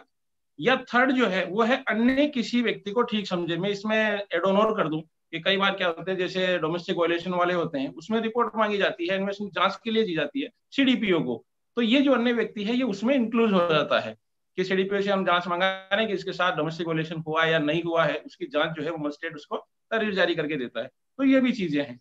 तो वहां जो 156 जो 3 की है वो पुलिस के लिए है, कार्रवाई के लिए, कि वो उसे भेजा जा सकता है। और 200 के अंदर जो है प्रसंज्ञान लेने के लिए मजिस्ट्रेट उस परिवाद को अपने पास रख सकता है, फिर उसका परिवादी के सेक्शन 200 में और उसके जो साक्ष्य हैं उसके 202 में वो उसकी जांच करेगा यहाँ, और उसके बाद में उसे लगता है कि ये सही है तो वो जो है ऑर्डरशिप जो है वो इश्यू जो है प्रोसेस इश्यू कर देगा 204 में, 204 में। तो ये इसमें मुख्य अंतर है कि अगर इन्वेस्टिगेशन के लिए किसी अदर को वो दे देता है तो 156(3) में भेजेगा, अदरवाइज अगर यहाँ रखनी है तो फिर वो सेक्शन 200 से इसका जो प्रोविजन है वो लागू हो जाएंगे। अब इसमें एक चीज जिन्होंने ये भी बताई थी, मैं इसमें एक और एड ऑन कर दूं सर, कि सेशन ट्रायल के मामले में मजिस्ट्रेट ये बाउंड नहीं है कि वो 156(3) के आदेश नहीं कर सकता, क्योंकि इसमें ये तो कहा है इन्होंने 2 में कि अगर सेशन ट्रायल का कोई मामला है, सेशन न्यायालय द्वारा अगर कोई विचारणीय जांच का मामला है तो वो यहाँ रखेगा नहीं उसको, उसका जो जांच है वो यह नहीं करेगा। या इसके परिवाद के बारे में जो है वो उसमें संज्ञान वगैरह नहीं लेगा। परंतु ऐसा नहीं है, वो उस 156(3) में चाहे सेशन ट्रायल का कैसा भी केस हो, वो उसको 156(3) में भेज सकता है। और इसके लिए केस लो भी था, Devendra Pali versus Lakshmi Narayan, Devendra Pali versus Lakshmi Narayan, AIR 1976, supreme court, page 1672। इसमें साफ कहा गया है कि परिवाद अगर सेशन न्यायालय के विचारणीय अगर सेक्शन में भी प्रस्तुत होता है तो उसको ये बाउंडेशन नहीं है किसी लोअर मजिस्ट्रेट को कि वो उसे 156(3) में नहीं भेजे, यानी वो उसे 156(3) में भेज सकता है, ये उसको पावर किया गया था।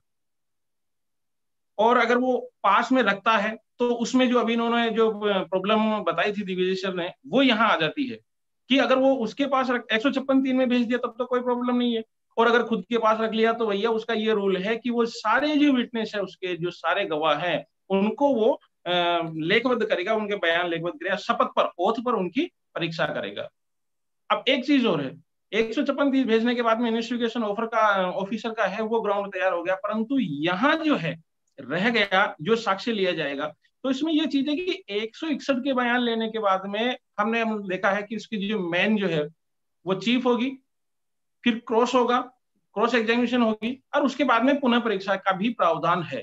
परंतु जब यहाँ मजिस्ट्रेट 200 या 202 में लेगा तो वहां सिर्फ उसके बयान ही लेखबद्ध किए जाएंगे, मुख्य परीक्षा ही होगी, उसकी पुनः परीक्षा का कोई प्रावधान इसमें नहीं है। ये दोनों जो जांच और जो 156(3) वाली, इसमें ये भी अंतर है सर। और बढ़िया तरीके एक और राजकुमार जी, हाँ बोलिए बोलिए। 202 में है कि जब अगर 190 के तहत किसी न्यायालय में इस्तिगासा पेश होता है, परिवाद पेश होता है, तो उसमें अभियुक्त को सुनने का कोई अधिकार नहीं होता श्रीमान। इसमें यह भी क्या है, state of UP versus Shyam सुंदर मोहन में AR 2000 में ये पारित किया गया था कि जैसे मान लो कोई इस्तिगासा परिवाद न्यायालय में पेश हो गया और जिसके खिलाफ पेश हुआ है वो खड़ा हो जाए न्यायालय में आके, साहब ये तो परिवाद मेरे खिलाफ है और मुझे मेरा प्रोटेक्शन करने का राइट है, मुझे इसके बचाव का अधिकार है। तो वहां परिवाद में ऐसा नहीं है। 156(3) में भेजने के बाद उसके बचाव के लिए वो एविडेंस जो है वगैरह वो दे सकता है वहां पर इन्वेस्टिगेशन ऑफिसर के समक्ष कि जो मेरे विटनेस है, मेरे विटनेस ये है साहब, मैंने यहाँ उपस्थित नहीं था, ऑफेंस नहीं किया है। परंतु यहाँ अगर 190 में चला गया और फिर उसकी जांच कर रहा है तो वहां उससे बचाव का राइट नहीं होगा जब तक कि मजिस्ट्रेट उसके जो साक्षी हैं, उसके खुद परिवादी के हैं, इनके बयान वगैरह नहीं लिया जा सकता। इसमें साफ लिखा हुआ है और साफ इसमें निर्धारित किया गया था कि अब क्वेश्चन भी इसमें पुट हुआ है पहले भी कि क्या स्वीकृति के चरण पर अभियुक्त को सुनवाई का अधिकार है परिवाद के मामले में, और उसमें फिर ये केस क्लोज में डिसाइड किया था कि नहीं, न तो वो अपने साक्ष्यों की प्रतिपरीक्षा कर सकता है, न ही वो अपना बचाव या स्वीकृति के चरण में वो उसमें अपेयर हो सकता है। ये क्लियर उसमें किया गया था। तो ये चीजें हैं। और एक और सर की जो 203 है उसमें मैं ऑर्डर करना चाहूंगा, ये है state of UP versus Surendra Mohan, state of UP versus Surendra Mohan, AIR 2000, supreme court, page 1862, page 1862। उसमें है एक है डिसमिस ऑफ कंप्लेन में कि अगर मान लो कोई पर्याप्त आधार नहीं है, जो उसने 200 जो है उसके भी ले लिए, 202 की जांच के बाद भी अगर ऐसा लगता है कि वहां कोई आधार नहीं है और उसको डिसमिस कर दिया, तो क्या उसके क्या परिणाम होंगे? क्या वो व्यक्ति वापस किसी का मान लो परिवादी खारिज कर दिया तो वापस लाया जा सकता है कि यस? बिल्कुल ऐसा नहीं है कि उसका परिवाद खारिज हो गया तो वो वापस परिवाद नहीं ला सकता। किसी ये कहते हैं कि किसी कोई आपराधिक या कोई एक्सेशन जो परिस्थितियां हैं उनके अलावा वो उन्हीं तथ्यों पर उसी व्यक्ति के विरुद्ध वापस परिवाद भी लाया जा सकता है, ये भी क्लियर है।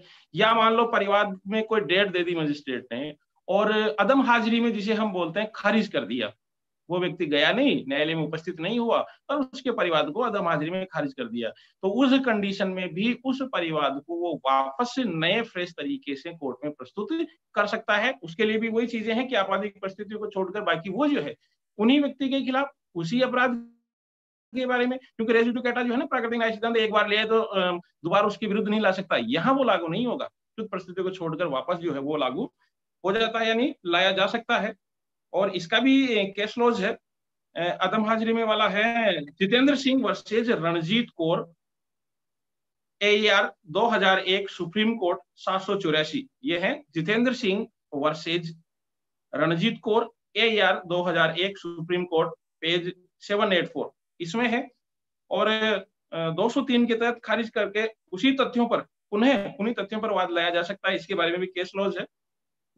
Mahendra Nath versus Janardan Reddy, Mahendra Nath versus Janardan Reddy, AER 2003 supreme court, page 702। इनमें भी बताया गया था कि जो वापस है वो उनमें लाया जा सकता है। तो ये इन्होंने बताया था 204 में जो है वो process of issue Digvijay Singh ने बताई थी बहुत अच्छी, कि जिसे हम कहते हैं ऑर्डर शीट जारी करना, या अमूमन हम न्यायालय में देखते हैं कि ऑर्डर शीट मजिस्ट्रेट तभी जारी करेगा जब वहां उसको कार्रवाई किया जाना है। मैक्सिमम ये होगा, अगर वहां कार्रवाई किया जाना है तो वो बिल्कुल रहेंगे रेड्डी साहब ये ऑर्डर शीट लो और इस पे साइन करवाओ, और वो ऑर्डर शीट वहीं से स्टार्ट कर देता है। अदर देन जो परिवाद है उसके जो पीछे ऑर्डर शीट वो भी जारी करता है, परंतु वो सिग्नेचर वगैरह करा देता है।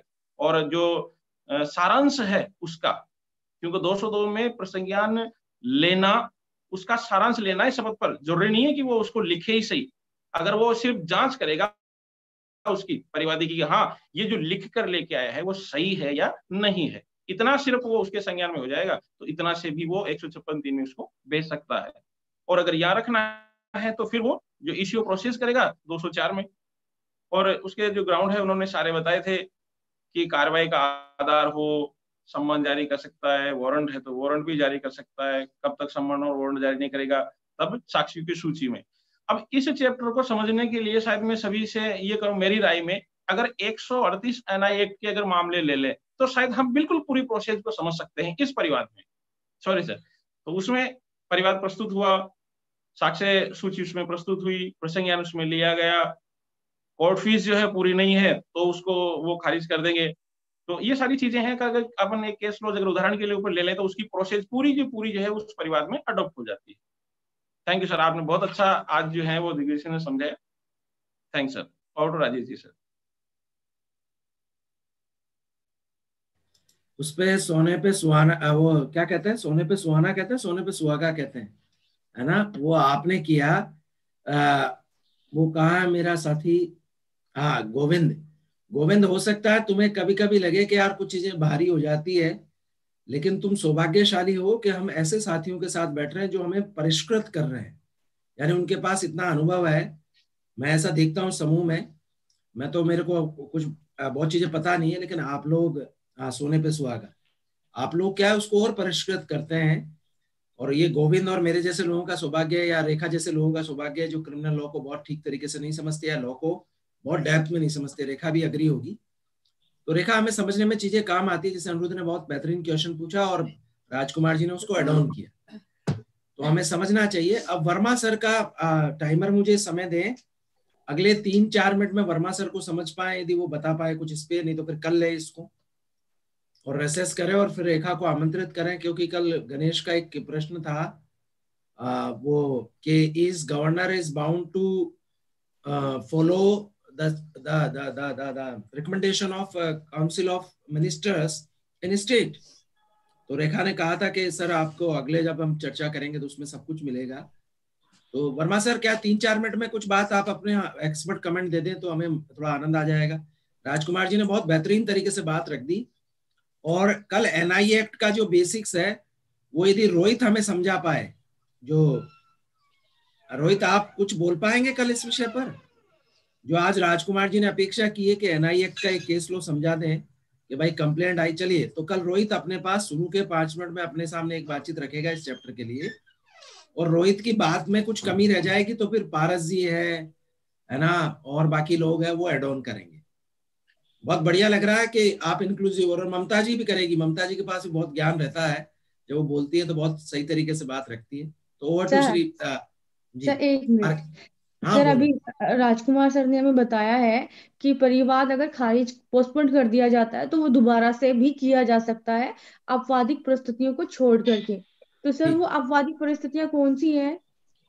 हाँ, अभी नहीं बताएंगे। ये ग्रुप पे आप आज क्वेश्चन डालो, या अपना क्वेश्चन वीर विक्रम सर को आप करवा दो एड ऑन, क्योंकि आज समय हो गया, फिर रेखा को समय नहीं मिलेगा अपने ज्यादा पढ़ाने के लिए।